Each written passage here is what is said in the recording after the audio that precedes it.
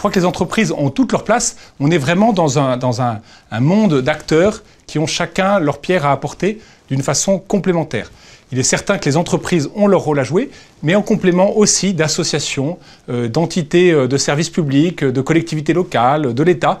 Et c'est peut-être ça qui fait ensemble société, et c'est peut-être justement, là encore, en mettant en commun qu'on va pouvoir réussir à relever les grands défis qui sont notamment la lutte contre la grande exclusion, la lutte contre la situation qui conduit les personnes à être dans une grande misère, à devoir dormir à la rue, à être isolées, sans domicile fixe. On a des défis énormes à relever, ce sont les grands défis de notre époque. Est-ce qu'on va être capable de les relever ? Sans doute que oui, c'est possible. Il n'y a jamais de fatalité à la misère et à la grande exclusion, mais ça demande clairement une mobilisation de tous les acteurs, chacun apportant sa pierre, vraiment dans une économie du bien commun où chacun apporte son talent.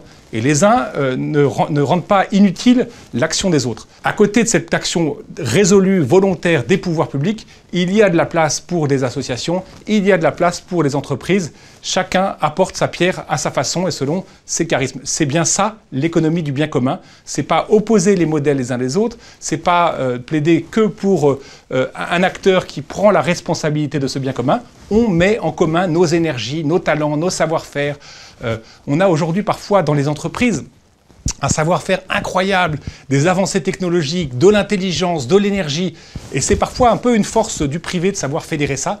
Est-ce qu'on va savoir aussi mettre cette énergie qui nous permet de faire sans cesse des avancées en intelligence artificielle pour revenir peut-être parfois à une intelligence naturelle, l'intelligence des évidences, celle qui consiste à dire que dans une société moderne, dans une société riche, on ne peut pas accepter que des personnes restent en marge, restent en situation d'exclusion. C'est un échec collectif, c'est pas un échec que pour les uns ou les autres, c'est un échec collectif.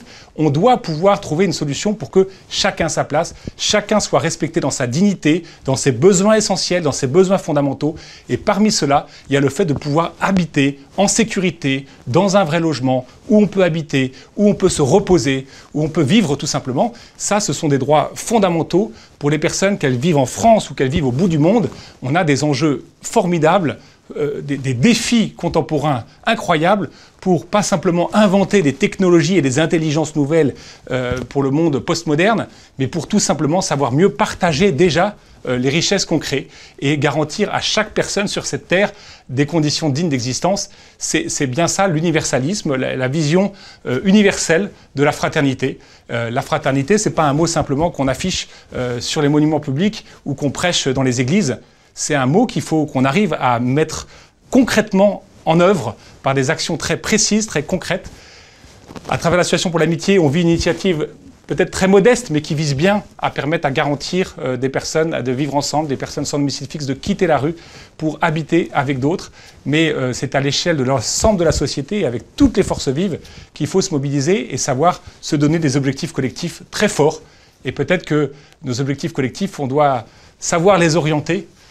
Et peut-être que ce défi d'une société où il y a moins de compétition, mais peut-être plus de communion, peut-être plus de relations, peut-être plus d'entraide, voilà les défis contemporains qui sont à la hauteur de l'énergie des habitants de ce monde.